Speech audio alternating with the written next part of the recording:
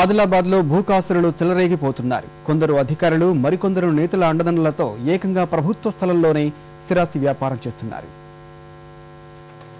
ఆదిలాబాద్ను ఆనుకుని ఉన్న కస్తాల రామకృష్ణనగర్ పరిధిలోకి వచ్చే 8 కోట్ల రూపాయల విలువైన 11 ఎకరాల 59 సెంట్ల ఈ ప్రభుత్వ స్థలంలో కబ్జాకోరులు పాగా వేశారు. 2007లో ఇందిరమ్మ ఇళ్ల కోసం ప్రభుత్వం హేమలత, శ్రీనివాస్, సందీప్ అనే పట్టాదారుల నుంచి 16,20,000 రూపాయలతో ఈ భూమి కొనుగోలు చేసింది. దీని పక్కనే సర్వే నంబర్ 31, 43, 63లో 50 ఎకరాల 15 సెంట్లలో ఇందిరమ్మ ఇళ్లు నిర్మించి ఇచ్చిన అధికార యంత్రాంగం 11 ఎకరాల 59 సెంట్లను మాత్రం అలాగే వదిలేసింది.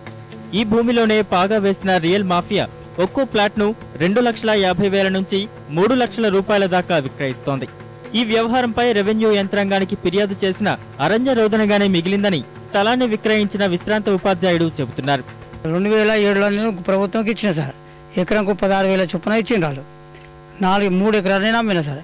నా డబ్బులు కూడా ముట్టినాయి. వేరే వాళ్ళు వచ్చి కబ్జా చేసుకుని చూసి ఆడియోకు, తహసీల్దార్కు అందరికి ఇచ్చినా కానీ ఎవరు పట్టించుకున్నారు సార్. భూమి బీదవాళ్ళ భూమి వేరే వాళ్ళు కబ్జా చేసుకుని ప్లాట్ చేస్తున్నారని చెప్పి కూడా ఇచ్చిన.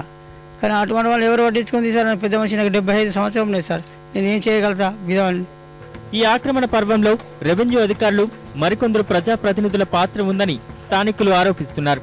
ఆఫీసర్లే దొంగ ఆఫీసర్ రాసుకుంటున్నారు. లీడర్లు అంతా ఉన్నారు, పెద్ద పెద్ద చేతులున్నాయి.